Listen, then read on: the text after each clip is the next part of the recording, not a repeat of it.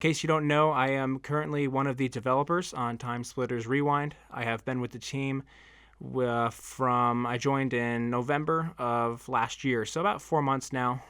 And anyway, introduce yourself, good sir. Hello, I am Alfred Turner. I am the ex-character artist on TimeSplitters Rewind, and I've been on the project since 2013. I left in 2016 for various reasons, but I've still been in contact with various other team members, such as you, just to help out every now and then. All right, well, go ahead and take us back a little bit. So, where did this all start? How did TimeSplitters Rewind become a thing? Where were you involved in all of this? Okay, well, I joined the team back in 2013 as a fairly novice character artist. Up to that point, I had only really experienced modeling and all of that other development stuff in the Half-Life 2 community where I had worked on Half-Life 2 mods. Only one of those projects ever got released, so I didn't have much experience in terms of releasing projects, but I had a lot of experience creating stuff and overall having a good time just working in development. I wanted to work on a TimeSplitters project on Half-Life 2 back in the day, and I was beginning to. I had been making TimeSplitters and making crazy-looking characters, for all kinds of stuff. I was just making it for the Source engine, but then it got to a point where I found out about Rewind, and it seemed like a perfect fit for me. You see, up to that point, I hadn't really strayed too much out of the Half-Life 2 modding community, and so heading into a indie game was something which really appealed to me. I saw it on Facebook. This is back in 2013, so it's not too long after the project started, and I basically approached Michael Kubica and I said, "Hey, you needed a character artist? Because I can do it."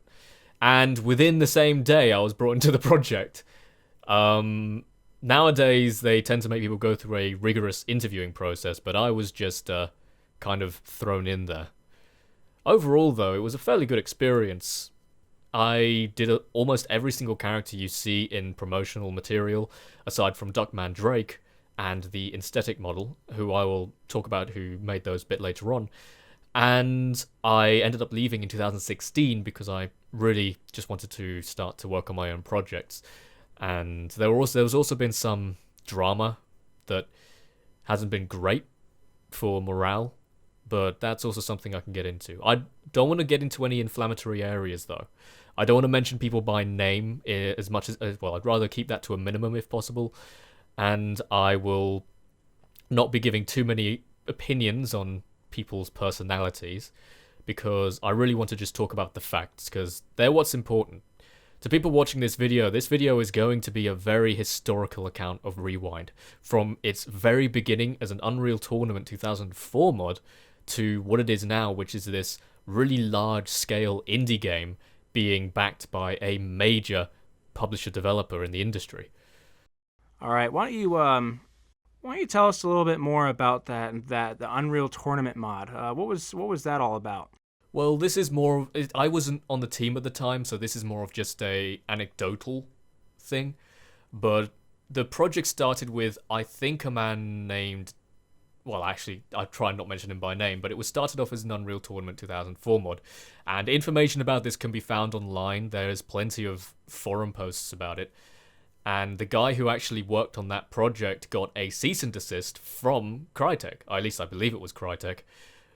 Because he was using the assets inside of the engine. There were trailers released of it, there were videos, but overall the project had to die because it legally had to die. From this the 2000 and what was it? The TimeSplitters 4 petition started. You see, TimeSplitters is a very cult game. It's not got a very large mainstream appeal, but an awful lot of the people who I talk to tend to know the game. Like, if I say to somebody what their favorite game is, they won't say, it's TimeSplitters, but they will say, if I mention TimeSplitters, they will say, "Oh yeah, I remember that game," because it's a game which I think is so bizarre and so crazy that it just kind of couldn't help but lodge itself in people's minds. It's just not my color at all. Me and my pussy are going to have a lot of fun. Loose is loose!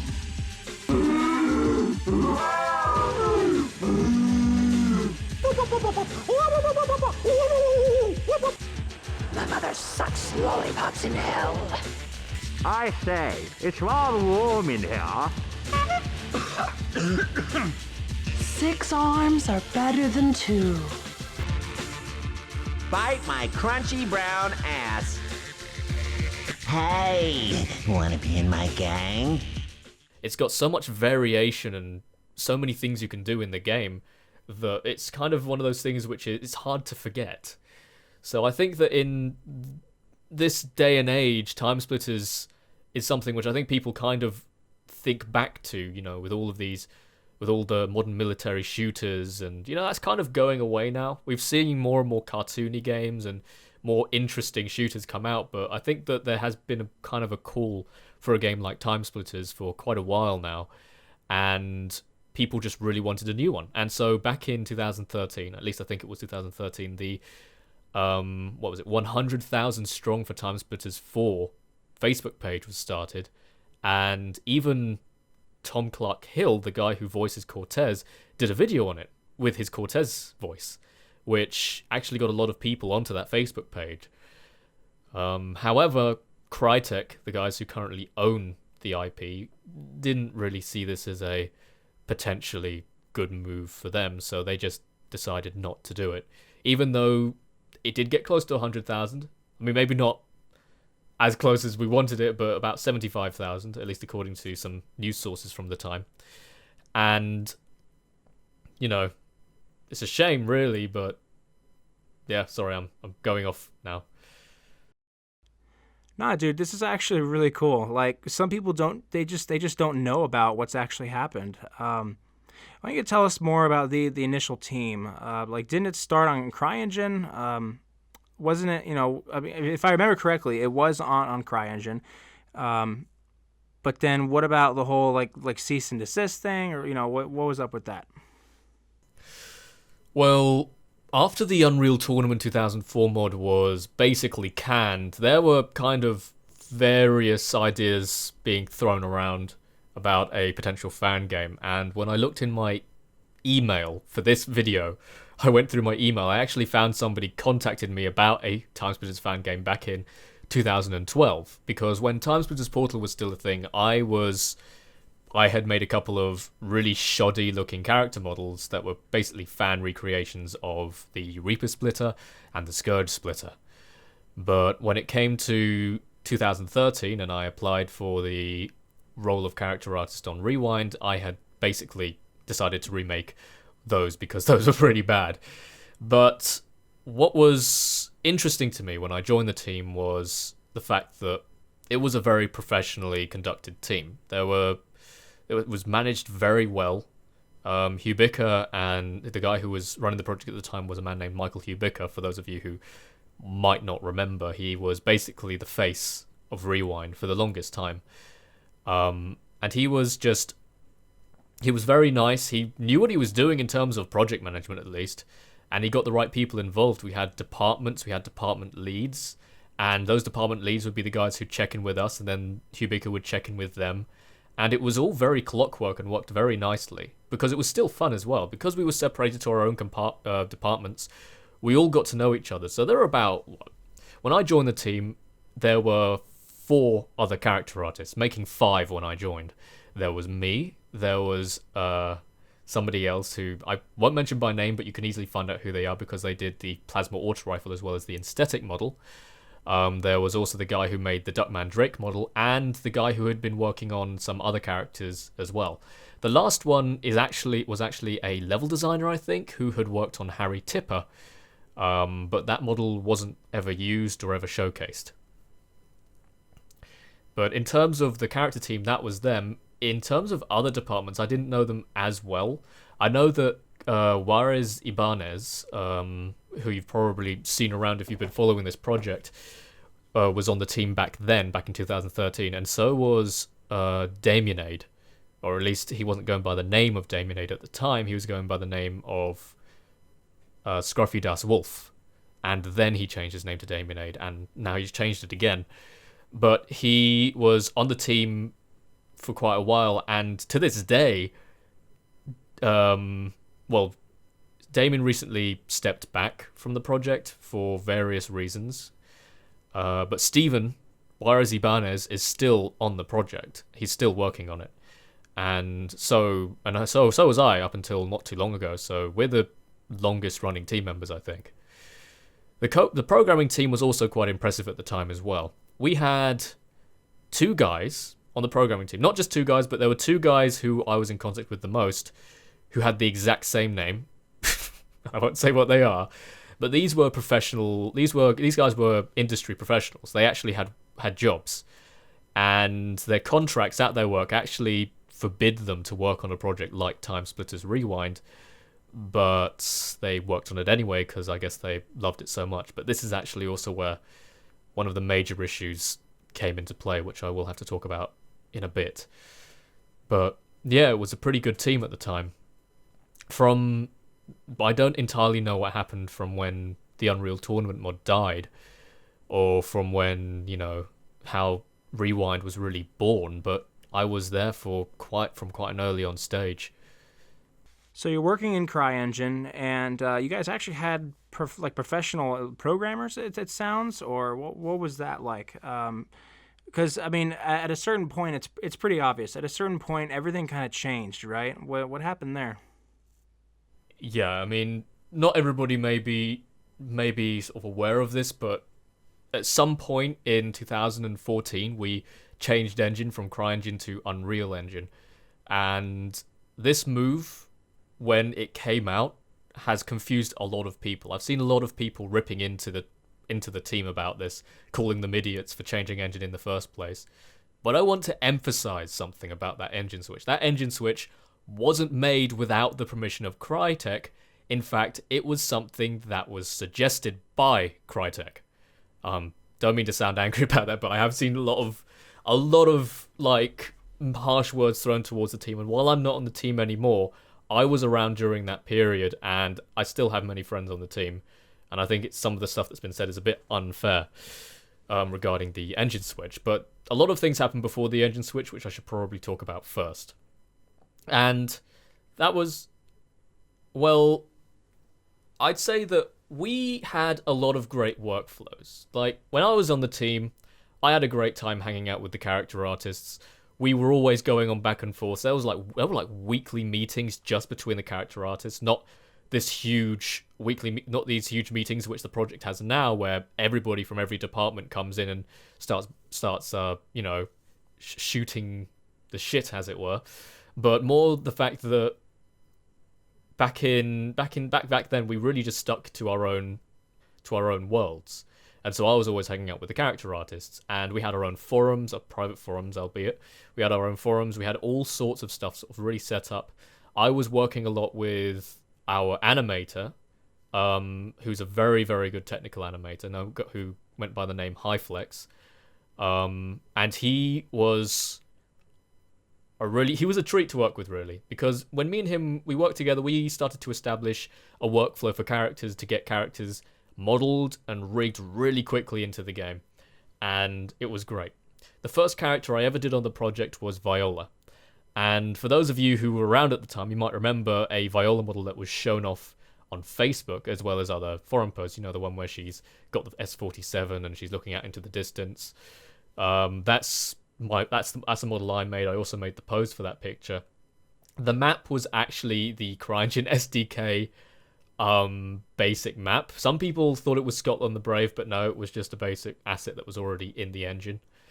And yeah, no, we worked a lot on things, and that model got rigged and animated, and a lot of stuff, really cool stuff was happening. And I was always talking to the other character artists, and really just having, there was a lot of back and forth. We did do some community events as well. I remember we did a Minecraft community event as well as a TF2 one where we play games and just talk about Rewind and where it is. This was something that was suggested by Hubica, who I think really enjoyed that aspect because he loved giving interviews. Probably a bit too much, actually, considering he said some things which unfortunately we can't really keep to the promises that were made. back then. I know that one of the big things that people were throwing about was TimeSplitters Rewind on PS4 and TimeSplitters Rewind on this and so on and so forth. I think there was even a news article about how TimeSplitters Rewind was going to be on the Wii U. So, you know, there was a lot of really dodgy stuff being said around the time. But, you know, we were having fun. We were having fun, but it was in a very professional manner. I remember when I was showing off my work, I was constantly getting given really good constructive criticism, which I know sounds funny, but that wasn't something I was too familiar with, and it really helped me improve my skills. And I'm really thankful to the people who really gave me that criticism and really pushed me to start developing the style which I ended up coming up with for Rewind, which is this kind of very chunky, heightened proportion style with very realistic detail. And, you know, the programming was going very well. There was this point where the programmers had basically programmed the entire weapon system into the game. We only had the S-47 though, so the S-47 being animated in-game, that was the only thing. So we had a plasma auto rifle, but it had the S-47 model, and it worked. Like, it overheated, it did everything. We had several maps. Obviously, Training Ground was shown off by Damien back then, as well as we had a Chinese level, we had the basics of a compound level, and we were still receiving lots of really good applications. There was somebody else who was applied to work on the Training Ground level who did some pretty good work, but I don't know what happened to him. One of the character artists who was a level designer, which sounds strange when I say it like that, was also working on Neo Tokyo and was doing some pretty good work on that as well. So it was constant progress, firing on all cylinders. And, you know, it was looking like we really were going to get a demo out. Maybe not in December 2013 like some people were thinking, but even in 2014 it was a possibility. But, and I know I've been rambling for a long time about this project, but the but is a very important but, because we had a huge issue. And I don't want to throw any kind of harsh words towards Crytek, because I don't think it's their fault per se. I just think that there were a lot of changes which people weren't expecting, and, well, unfortunately it killed the build we had. You see, the project since 2013 has been remade about 5 times on various different engines, various different builds, all because of this one thing. You see, our programmers were really good. They were really good. They knew what they were talking about. They were really fun guys as well. Talking to them was a pleasure. But they had jobs. As I said, they had jobs which forbid them from doing this, so they had to do it in secret. That must have meant that they really, really wanted to work on this, and they really, really must have loved TimeSplitters. But unfortunately, CRYENGINE, the CRYENGINE updates that kept coming out kept on changing fundamentals in the engine's programming. I mean, I'm no real programmer, so I can't really say this how I know. I can't really speak of this in detail because I don't really know. But all I do know is that we had working multiplayer, and one day we didn't have working multiplayer. We had a working weapon system, and one day it stopped working.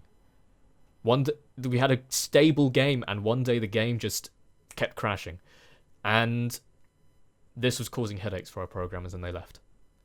They left the project purely because it didn't seem worth it. It didn't seem worth constantly rebuilding what they had made over and over and over again to just have it break again, so they left. Now, one of the suggestions at the time was just not update the engine, but we kind of wanted to get the PBR system in. Physically based rendering is currently the industry standard for game engines, and it really just makes everything look really nice and realistic, because it works with more binary maps.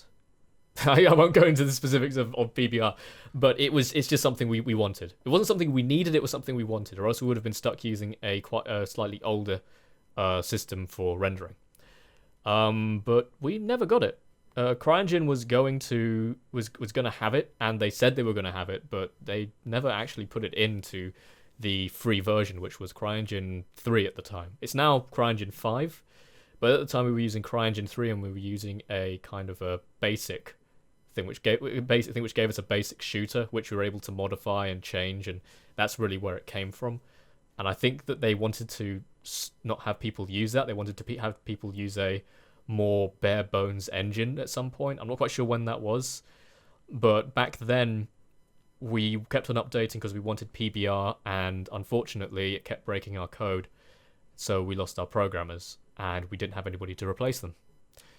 I mean, I know we had more programmers, and I'm not quite sure what happened to them or who they were. All I know is that I was in contact with these two guys with the same name, and they left because it just wasn't worth it.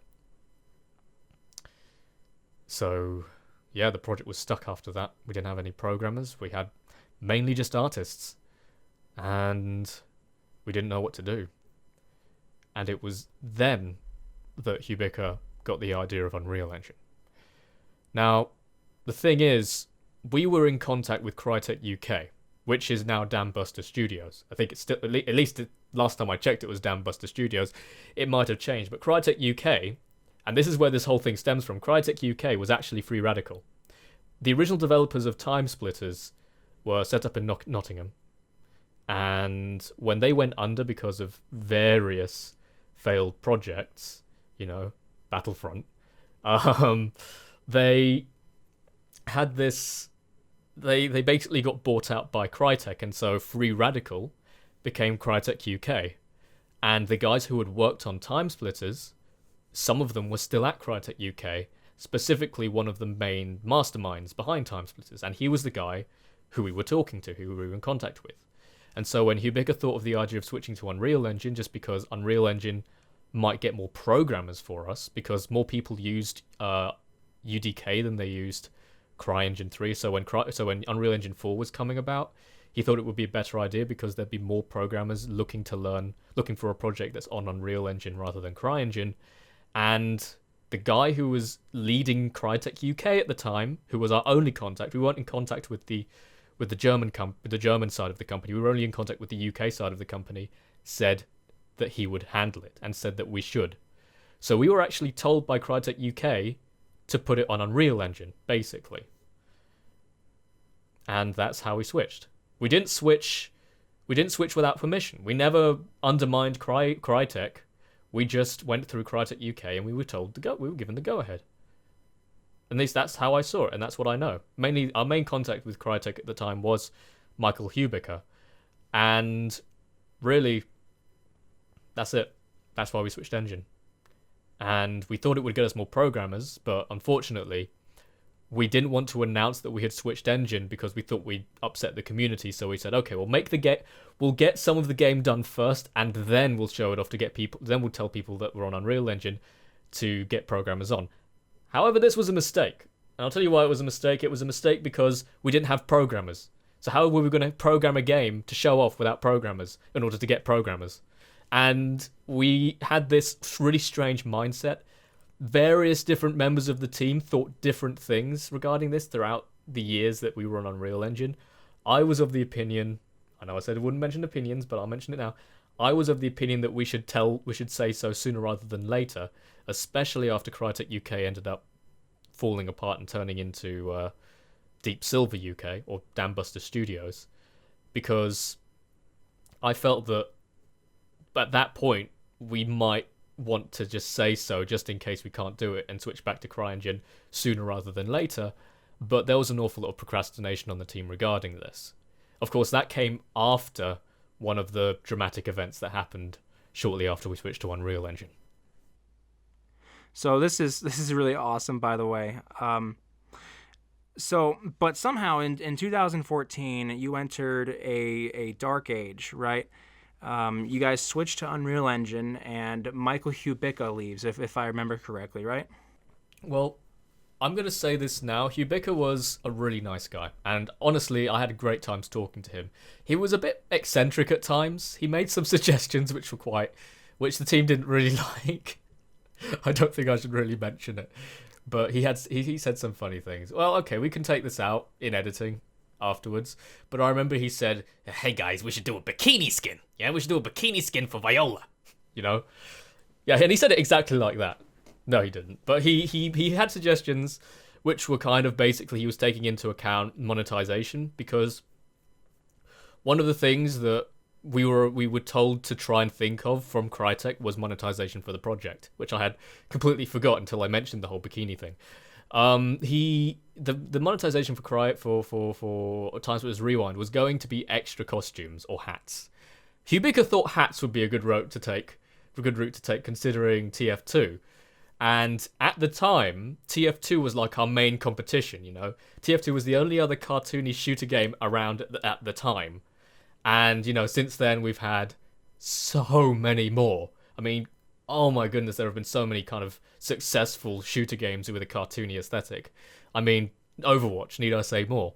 But at the time, it was TF2, so we thought, well, how can we monetize this as a free-to-play thing? And so costumes, hats, etc., were something which were brought up quite often by Hubika. However, people didn't like this. And sometimes the team were at odds with Hubika about certain things. Hubika wanted to get the project onto PS4 and other platforms. And he was a very kind of excitable person. And, you know, it's really good to work with an excitable person because excitement is kind of infectious, if you know what I mean. It's like a bit like a kid. But also, he got a bit too excited sometimes, and he himself kind of knew that because the team brought it up every now and then. And one day, he kind of took some of the work that we had done and showed it off without actually asking first. And the whole thing blew up in his face, and this was on the Greenlight page, because we had a Greenlight page at the time. And it kind of blew up in his face, and so he took down the Greenlight page and left the project because he said, basically, that he felt really bad about doing all of this stuff and he couldn't trust himself. And it was quite sad to see him go in the end, because he was very much like a part of the spirit of the project at the time, because he was the face that everybody associated with Rewind. He was on all the interviews. He did that one video on Ice Station that was kind of silly because it was just asset rips from the game. But, you know, he brought a lot to the table. He brought a lot of excitement and enthusiasm. He was always in contact. He was always talking to us. He was always sharing ideas. And really, it's hard to say that you don't appreciate something like that, because I really did. But so when he left, we kind of had to really rethink a lot of the project. And, you know, I respect him for leaving, because he said himself that he would if he upset the team too much. So he left, and haven't really heard from him since. He took down the videos he did, and he's kind of vanished from the face of the internet. But so it was after that we then had some issues, because we also had a lot of people applying to the team and people not doing work. And so we were really stuck in this place where we had we were on Skype at the time.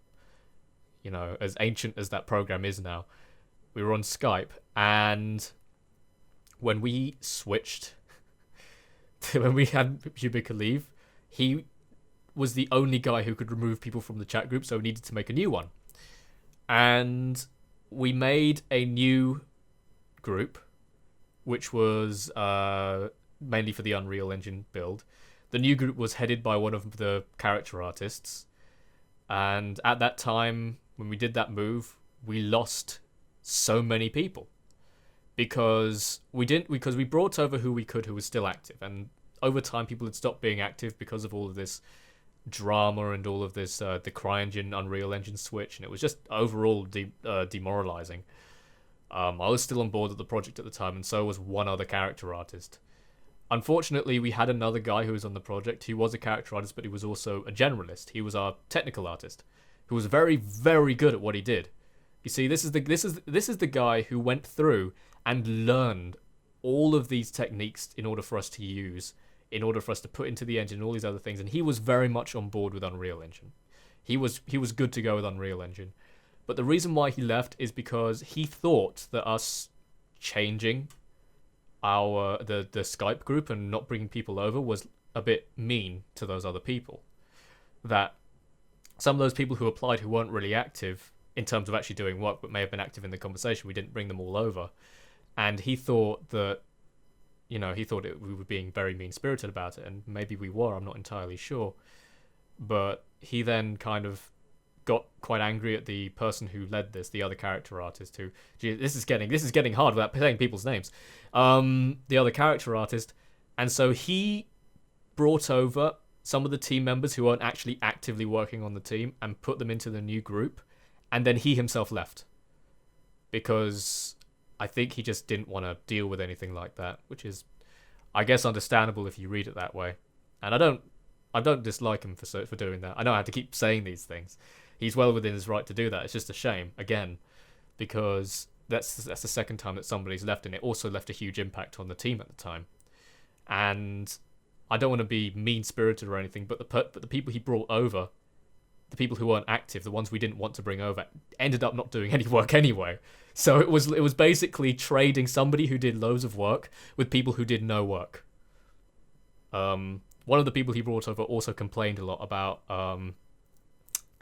about the way characters looked in the game, and as one of the character artists who loved the way characters looked in the game, I was pissed off at this guy on every time he spoke, it was like, oh, stop, please, we're not changing it. We're trying to make this as close to the original as possible.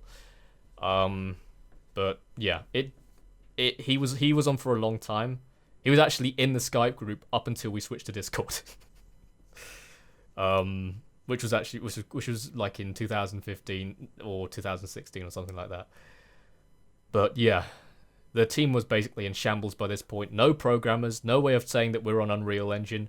I still worked a lot with our animator to create a good character pipeline, but at that point, I wasn't in communication with the team that often outside of some meetings here and there. And the character artist who had led the initial swap who led the new Skype group also vanished. And she just... we didn't hear from her for a long time. And yeah, we were just... the project was basically like on death row at that point.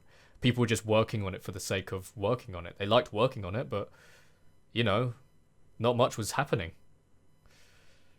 I was making characters, Damien was making levels, Steven was making levels, but in terms of a team effort, it wasn't even close to what we had before, where there was daily progress and people were doing so much stuff. It was basically in shambles by that point, and that was in late 2014, early 2015, something like that. I can't actually remember. But yeah, it was pretty difficult at that point, and I was making so many characters that even I was getting frustrated because none of them were in game. It ended up falling onto our animator, funnily enough, as well as our server management guy. We had a guy to manage our servers and who hosts the website, the tsrewind.com website, and those two actually started heading a new build on Unreal Engine. They themselves decided to learn how to program and do all that, and they started building it off of the Unreal Engine shooter game base, which was this, if you've ever used Unreal Engine, there's this C++ only multiplayer shooter, which you can use as a base for a game, and they were using that. And then at one other point, they decided to stop using that and decided to start using Unreal Tournament as a base, until they read the fine print of the terms and whatever, and said, oh wait, no, we can't do this, it's illegal. So then they just completely deleted that build, went back to the shooter game build, and we were just working from there. We had some programmers join over time, but they kind of joined, did a feature and left. So we had some guy make the weapon spawners and then just leave.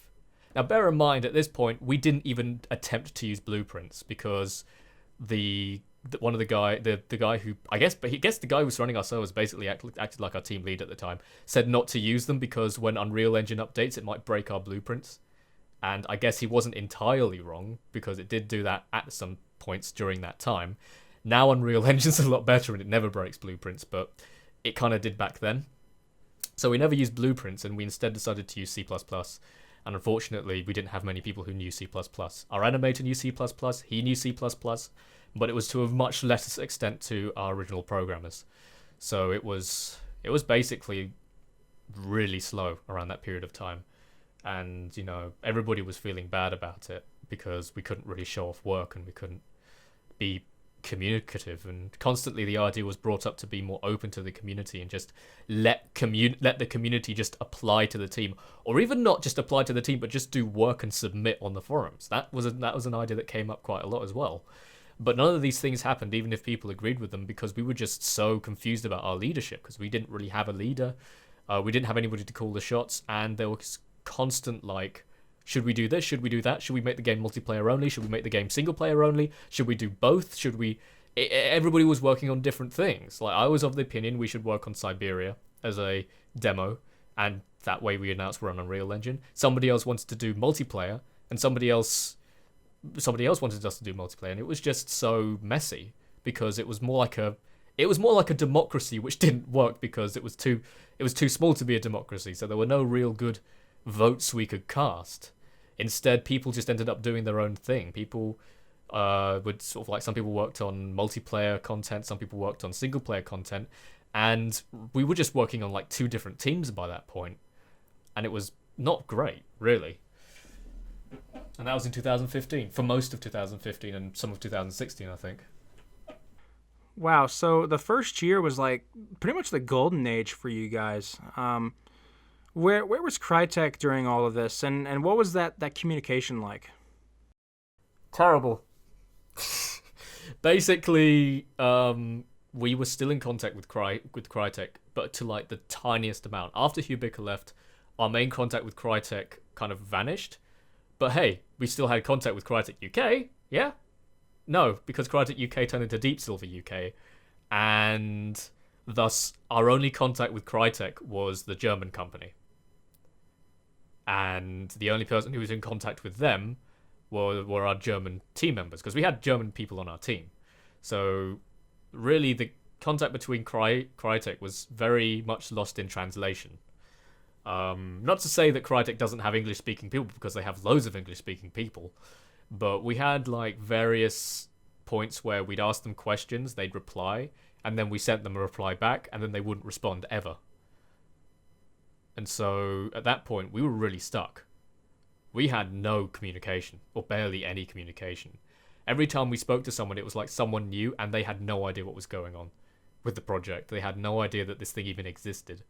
Some people thought, oh, you guys should switch back to CryEngine. Some people thought, it's fine if you're on Unreal Engine, just as long as you make us money. And some people thought, will you make us money? And so it was just like, so Crytek didn't actually know what this project was about. So many people were confused. And, you know, I guess I don't blame them to a large extent, because this is like a fan project, but man, it was mental, the amount of stuff people didn't know. We didn't know what was going on, they didn't know what was going on, the community didn't know what's going on, and it was really horrible. It was just like hey, can you help us out? Absolutely. Okay, can you send us this? Silence. And I've heard some reasoning for this in like the last couple of months, that there was a reason behind this from somebody who's in contact with Crytek now. But honestly, at the time, it was just like, well, I guess we just did it for our own satisfaction. We didn't really do it because we wanted to work as a team anymore. We just did it because we wanted to make TimeSplitters stuff. Jeez, that's ridiculous. So we jumped to 2017, and if I remember correctly, Damien, he uploads that like this. Well, we are missing quite a lot of stuff here, because this is 2015 I'm talking about. So 2016 basically had the introduction of a actual programmer onto the team. we had a mainstay programmer come onto the team, and you know, you've probably seen him on the interviews. His name's Josh, and he was basically like Lord and Savior of the programming for TimeSplitters Rewind, because we had no one else who stuck around for that long. And so he came along, and he basically kind of came in he's a university student, and he came in with his knowledge base. And one of the first things he said to us, well, not first things, but one of the things I remember being my first impression of him was, don't do multiplayer first. Multiplayer is really difficult for a team this small. And nobody listened to him except for like me and a couple of other people.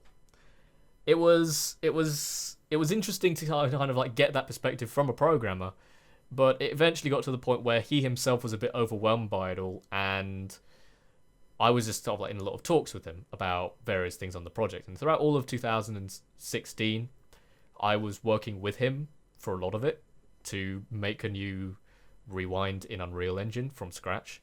What ended up happening though was there was this release on the Unreal Marketplace, which was which just kind of like gave us a lot of the basics for a shooter game, and he convinced our current soft team lead at the time to buy it, and he bought it, and then we started using that as our multiplayer base.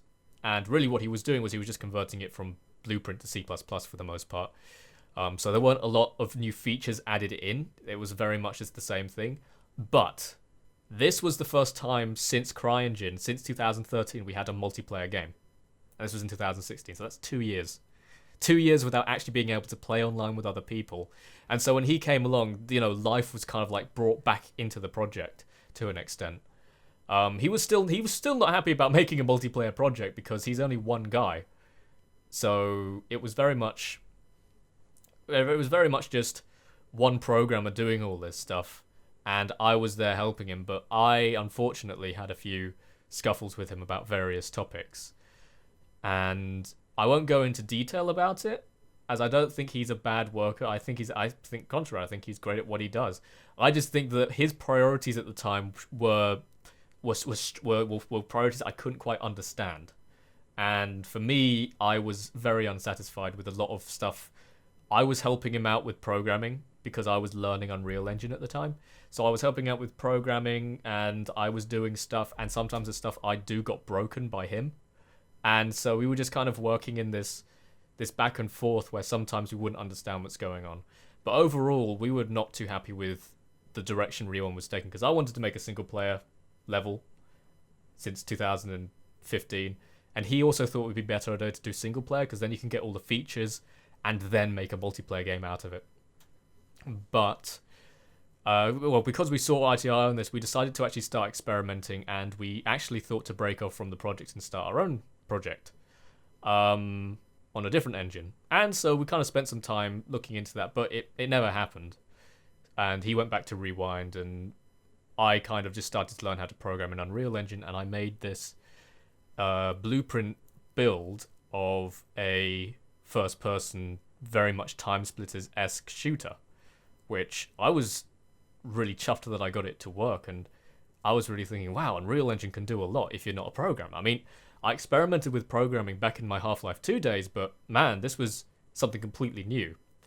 And I basically showed this to Josh and some of the team members, the modularity of what I was making.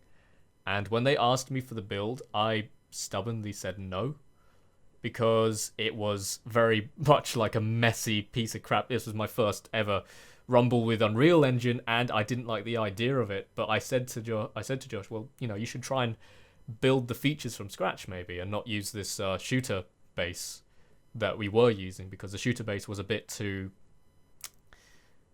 it wasn't time splittersy enough. It was very much like you could only carry 2 weapons and all that kind of nonsense. And that was still in the game at the time. We could only carry 2 weapons and all that kind of nonsense in the build he was making. And I just sort of said, you should try rebuilding it from scratch and just focusing on those things. Because I looked at that build and I couldn't make heads or tails of it. And he actually also said that he had some difficulty making heads or tails of it. But what he wanted was the networking code. And the only reason he was using that was because of the multiplayer aspect of the game. If we weren't doing multiplayer, he would have absolutely done what I did and start from scratch. But, we kind of didn't see eye to eye on a few things, and I myself just ended up saying, well, I'll just stick to character art here, but I'm not too happy with this. Because I didn't like the idea of doing a lot of work on one thing and having somebody else take the credit, or whatever would have happened. But that was just me stubbornly thinking. I wasn't probably thinking correctly, and in retrospect, I probably should have helped out a bit more in programming, even though I wanted just to do character art. It did get to a point where it was a very overwhelming thing for me to be working on, though, because I was just getting too tired. I was working on this, working on that. I was working on guns. I was working on loads of stuff. And eventually, what I just thought was just messy. It was a messy time, but we were still actually getting stuff done. We were still getting stuff out there. People were seeing work, seeing like screenshots, and everybody was a lot more energized. And then it happened. We had to switch back to CRYENGINE. This was prefaced by something else, which I'm actually not allowed to talk about, funnily enough. But we had to switch back to CRYENGINE, and I just lost it. I said, no, I can't be doing it with this, so I just left. And that was really my last thing, because I had spent a lot of time on the project working on these things, and just when we were finally getting somewhere, We were finally getting somewhere. I may have had issues with the base, but it was still a playable game, and it still had some semblance of a TimeSplitters game. And then we have to switch back to CRYENGINE, and I just said no, I'm leaving. And that was in like October of 2016. Wow, so it seems like 2016 was like the glimmer of hope for you guys. I mean, Josh joins the team, but at a certain point, you guys switch back to CRYENGINE. So, what happened there? It came from somebody who wanted to manage the team, basically. I don't know, and I don't think we ever really found out. There were a lot of promises made. There were a lot of things going on at the time which I'm literally not allowed to talk about, unless, until like 3 years' time or something. But it was just stuff which I thought I didn't want to deal with it, and so I left. And funnily enough, I think I probably didn't make such a terrible call, because despite this information, I found out after the fact that they were still working on Unreal Engine in 2017. And at this point, it was kind of undeniable that they wanted us to switch back to CRYENGINE. But I think the idea was, if we can make a good game, or if they can make, because at this point I wasn't on the team, if they can make a good game on Unreal Engine, Crytek might say, okay, fair enough, go for it. But when they finally got back in contact with Crytek and gave them the demo, Crytek literally didn't even look at it. They said, no, we're not going to look. Well, I didn't know what they said because I wasn't actually there. But according to Josh, they said that they weren't going to look at something which wasn't on their engine. And thus it was final. They had to switch to CRYENGINE, and I wasn't on the team at the time, and I kind of thought, yeah, I'm not doing that. And unfortunately, the CRYENGINE was just so undocumented that people just had some difficulty figuring out how it worked, figuring out what to do. Basically, a whole new programming team had to be brought onto the project just to get some of the basic features in. And when I say basic features, I mean the ability to look up and down. But, I think this is because Crytek wanted people to have more of a very basic game to work with. I'm not entirely sure of the specifics, because I also know that there was something called the CRYENGINE Game SDK, which allowed people to have a basic shooter game to work with. But there was something to do with the UI in that, which they couldn't use, so they needed to try and rebuild all of this from scratch. I don't know, this whole entire thing kind of makes my head hurt, but at this point it wasn't my business. Somewhere in 2017, like late 2017, I was asked to come back by the new team lead. You see, at some point the team lead had moved over to Josh, but then Josh actually stepped down as team lead, although stayed on the project, and somebody else was made team lead. And the new team lead managed to convince me to come back, but it's kind of more of a advisory role and just help out every now and then, and that's what I've been doing ever since. That's awesome. I don't want to fast forward too much, but so what about the Crystals trailer? We should go back to that. Oh yeah, the Crystals trailer. Well, I wasn't on the team, but there were a couple of things which the decisions the team made which I didn't like. I think the first one was back in 2016. This was before I actually left. I had taken a break from the team because one of the newer members I wasn't getting along with, so I had taken a break from the chat, so I left the Skype chat. Because we were still on Skype back then. I didn't get along with one of the guys because they were somebody that was brought on to help Josh out with programming, and they didn't like TimeSplitters, so they wanted to make it more like a modern first-person shooter. And obviously, you can tell how well this went down with me, a die-hard fanboy of TimeSplitters. And so I left the chat for a while, but then for some reason people thought I left the team, like I actually left the project. And this is before I even left. So Josh put out this video of gameplay onto YouTube that showcased my characters in like an A pose and T pose, and I came back to him and said, "Josh, what are you doing? Why did you do this? These aren't. Why?" And I was really upset. I was really, really upset. And I came back and said to everybody, "I'm really upset." I waved my finger about and I said, "Don't you do this again." And then after that, I just was working on my character models again. The last character model I made for Rewind was the sewer zombie, which, in nice editing fashion, you'll be seeing at some point in this video. And I had basically just continued working by my lonesome as I normally do. I didn't keep much contact with the team because I was a bit upset with how certain things were done, but I just decided to leave it. And then when suddenly we had this huge this trailer come out, and this was after I left, this trailer comes out and it showcases these green crystals. And I heard nothing of this. No information about this got to me. And I see these green crystals, and I think, what is going on? I am so confused by this point, you have to understand. Because I was thinking, what? Because at this point, the CRYENGINE switch was, like, inevitable. But they were still thinking it was going to be done in 2017. I was really confused. And then I talked to Damien about it, and he said he just wanted something to be out. He kind of did it out of desperation to just give them a set deadline to do something in. And if it wasn't for the switch to CRYENGINE, absolutely they might have actually had something out. But, you know, Crytek hold the cards, and so that wasn't really possible. Yeah, I actually just checked. So pretty much February 6th. So that was like a little over a year ago now. So that was 13 months. Well, it was after that, though, I saw the backlash against that, and I myself thought, I mean, I understand your desperation, man, but come on.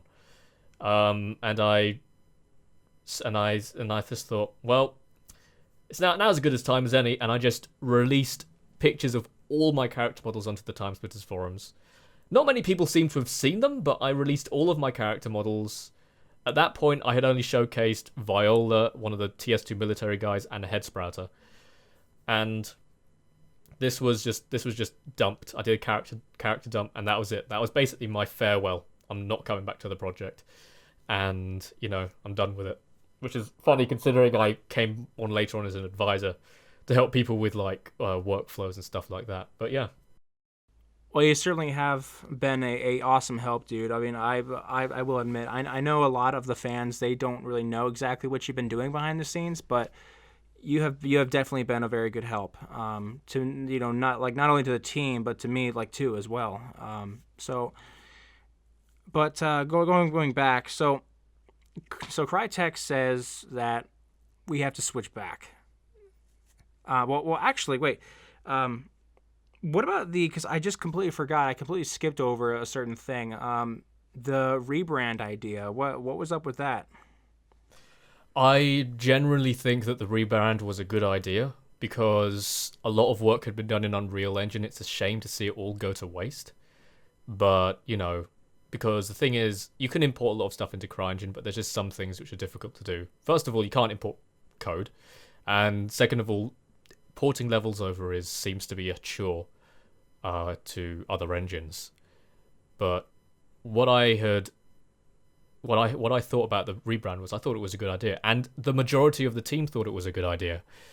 But the community, the fans didn't think it was a good idea because they wanted a TimeSplitters game, and they basically said, well, it's not the same if it's not TimeSplitters, and so basically everybody defaulted back into doing TimeSplitters Rewind. But there was a point where it was very possible that they were going to do a rebrand, but then something happened, something which I think was a bit of a mistake.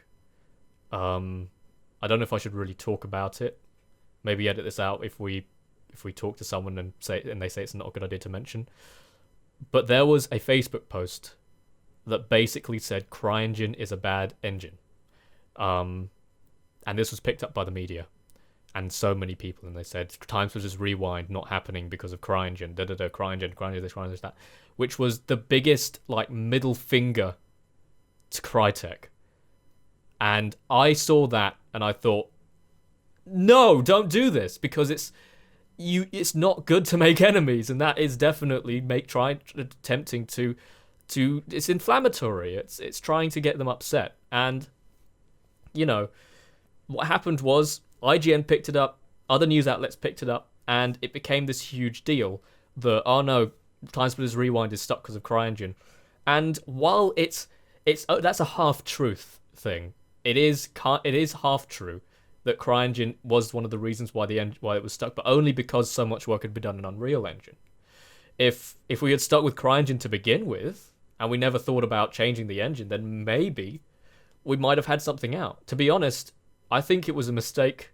I mean, in retrospect, at the time I didn't think it was a mistake, but in retrospect, it was a mistake to even update CRYENGINE to the later builds, because CRYENGINE, from what we could see, still doesn't actually have the same PBR workflow as, say, Unreal Engine or even Unity now. It's still a bit behind in some regards. It's still using quite expensive texture mapping for its stuff. Like, it's still using specular maps, which are RGB textures. So, or at least they can be. I'm actually not entirely sure. I have to clarify that. But regardless, CRYENGINE wasn't necessarily CRYENGINE's fault that the game never came out, or the game hasn't come out yet. But it is the fault of the fact that, you know, we were basically in this communication hole where we were told to go to Unreal Engine and then we were told to go back to CRYENGINE. That's really the issue that happened. If there was just a strong, like, firm decision on the matter that didn't change, you know, if they said from day one, only on CRYENGINE, don't switch, or if they said on day one, okay, only on Unreal Engine, but don't switch back because you'll lose progress, then that would have been great. But the thing is, we had this huge amount of work that had to be thrown out the window, and we had to start from scratch, basically, in CRYENGINE. And because the tools in CRYENGINE are so different, everybody had to relearn all of their skills in terms of importing assets and getting assets to look right in the game and things like that. And, you know, it was just kind of like everybody was panicking. Yeah, that's just a shame. It seemed, when I look back, it seems like the way to go. Because, you know, what a lot of people don't know is that there was this whole thing, like, if you've been following the project for a long time, you've seen a lot of pictures that have been shown of assets over the years. But what a lot of people don't understand is that there's been this issue where a lot of people have worked on the project and they've left, and they basically, quote, taken their work with them. And so, you know, so basically what happens is there is this impression of what's been done versus the actual reality, and it's completely off. I mean, because I joined the team, and when I looked at what we had, I was like, not in shock, but I was definitely like, what the heck? Like, because I had seen all these pictures of lots of things, and we didn't actually have them done. And I mean, the whole rebrand thing, like, that sounds nuts, but at a certain point, you have to ask yourself, I mean, what's, you know, after 4 or 5 years, like, at what point do we, you know, actually consider it, you know? Because you know, I don't see this thing shipping almost, you know? Well, it probably was, but unfortunately, I think now people, I mean, it's like, I think that there's still the idea of it floating around if people can't, because there's still some drama going on in the team, and, you know, there was a pretty big event recently which I won't talk about, but man, it caused a huge rift in the team. And, you know, so I think the idea of it still exists. But when Damien was still on the team, he actually worked on the rebrand with Josh, and it was basically trying to reimagine TimeSplitters 4. And I saw work from it. It looked good. And, you know, obviously no characters because I wasn't on the team, but there was a level made. So I know that you have your own project that you are involved with right now, but if the rebrand did happen, would you contribute at all for characters, or? Sure. I mean, I don't know if I could put much time towards it now because I'm on my own projects, which I'm kind of focusing on. But yeah, it was something which I was saying, if you do the rebrand, sure, I'll come back and I'll help out a little bit. But it's one of those things where I think it's a bit late now, because if they do a rebrand and fans don't understand why they've done a rebrand, then the fans are going to be like, "Oh, what are you doing? We want to see TimeSplitters. We don't want to see this fan fiction crap." Well, at a certain point, I mean, we have to consider the health of the actual development team more than the actual, like, community reaction if we actually were to switch. I mean, because if we don't care about our team more, you know, we lose, like, the team, then there is no TimeSplitters game. I mean, that's just the way it is.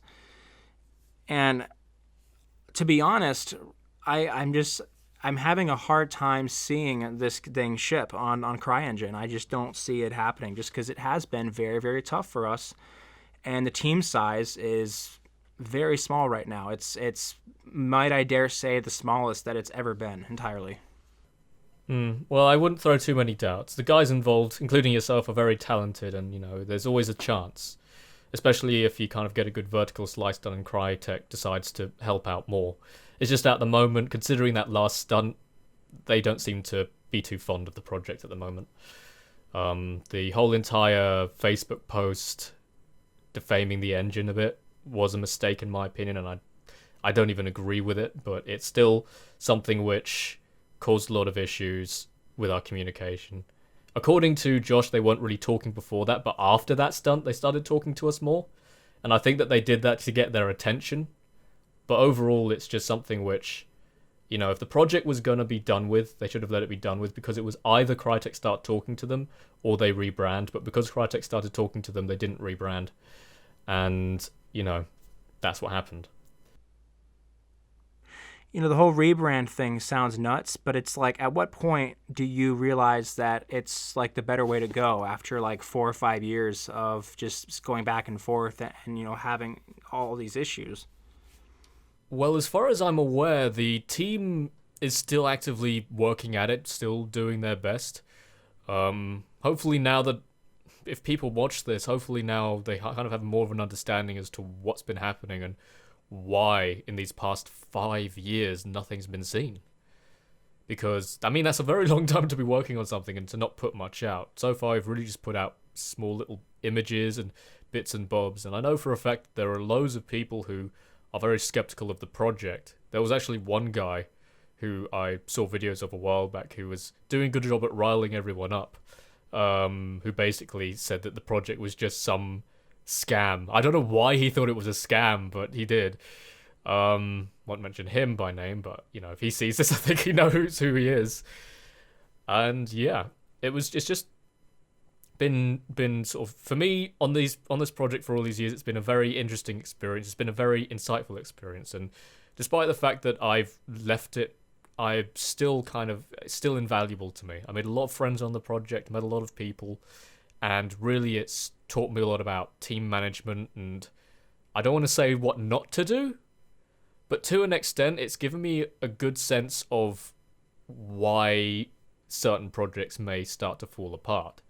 The only reason this one has had so many issues is just because it is a project that's tied to an IP that's owned by someone else, and that someone else was just too busy simply to keep in contact with us, which ended up causing this kind of skirmish between these two.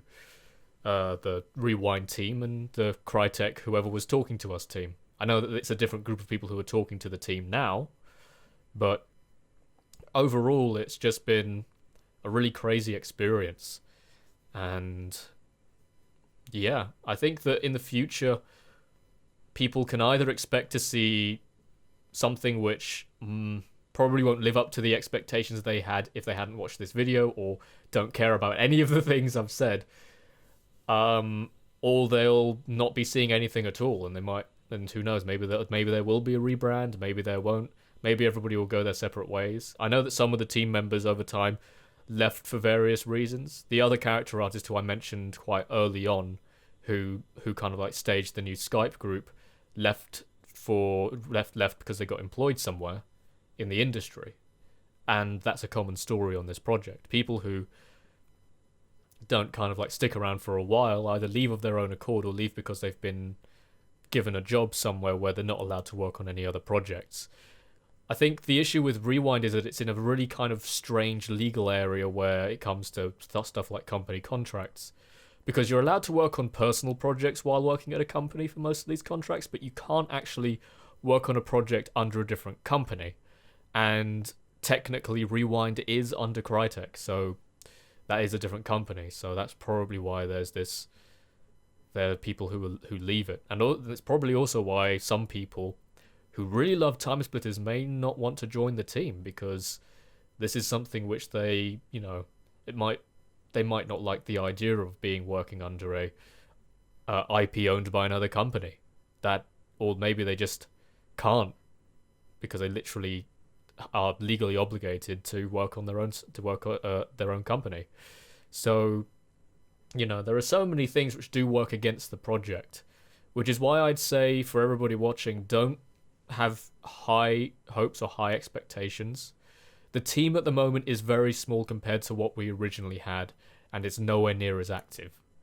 And, there's no character artist at the moment, although, who knows, somebody might come along right after this video, somebody might come along and they might, make all the characters in one day. Who knows?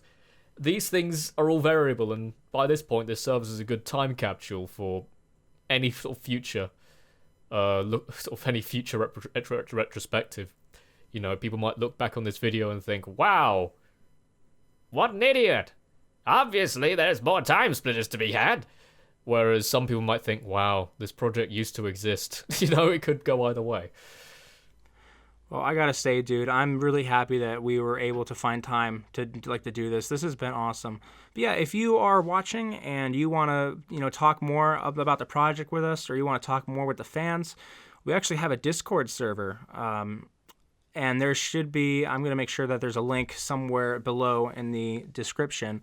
There should be a link to that server, and that is a much easier way for you guys to talk to us. I'm very up to date with the chat there. I try to check it every day, if not more. But yeah, if you want to talk to us, definitely join that server. It's a fun time. But yeah, Alfred, any final comments? Any words of wisdom? Well, all I can say is large-scale projects with large-scale teams with very kind of people jumping in and out never helps. If you want to do a project, try and keep the team small first and then build up from there, rather than relying on a huge group of people to do everything, because especially on a volunteer project, people just have other life matters to attend to. And that's really what I've learned from this project, and I think what a lot of people on the project have already learned.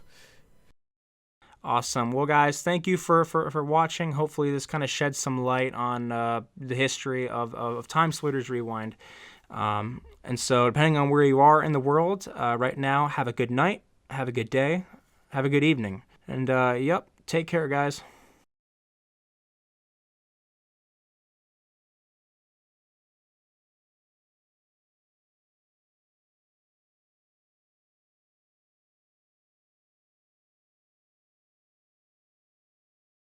When I joined TimeSplitters Rewind in 2013, I had no idea what I was getting into. It's a project where I have learned many skills and made many friends, but unfortunately, I had to leave back in 2016. For any of you who don't know, I am Alfred Turner, also known as CrazyB2000, and I worked on the project as a character artist and 3D generalist. Overall, my time with the project has been quite insightful, but I feel like a lot of the details which people aren't aware of in regards to the engine switches, the relationship with Crytek, and all of that stuff isn't actually known enough for people to be able to make realistic expectations of the project. Now, I am a ex-member, so I'm really only going to talk about what I have experienced on the team. But I was on the team from 2013 to 2016, and after that point, I helped advise some people on the project in regards to workflows and stuff like that. So now, I just really want to help get this out. I'm not alone in this. Somebody else who's currently on the team now is helping me with this video. In fact, rather, I'm helping them with this video as they asked me to come along to begin with. But in this video, we will be covering basically the beginning of Rewind and how it even began in the first place, to the delays and some of the other issues which have popped up, as well as showcase a lot of work which hasn't been seen by anybody. So we hope you enjoy, and let's begin. I joined back in 2013, where I met Michael Hubicker, who's Michael Hubicker? I've forgotten everything. Hello. You are seeing the worst side of me. I need, alcohol for this. I needed to go have a drink.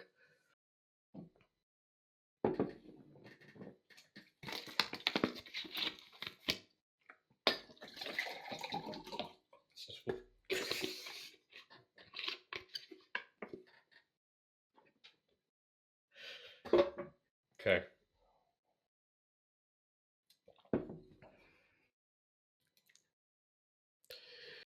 And I fucking popped the mic. Okay, let's do it from the top. Oh. I am going to get another pop filter to put over my pop filter.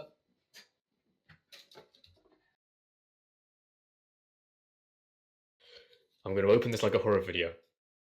You know, the video you're about to watch is all true. The ghosts you're about to see aren't faked. The video you're about to watch is regarding the TimeSplitters Rewind project and the idiots involved with it. I'm so sorry, I'm really messing this up for you. For those of you that don't know, TimeSplitters Rewind is a remake of the TimeSplitters series for PC. It is a project that has been met with many a drama, and I'm here today to shed a light on it. Because whenever I talk to you, it's like I get pushed into it. So when I was doing it, I was just kind of like half asleep. But now I'm thinking too much about people watching this and thinking, who's this fucking guy?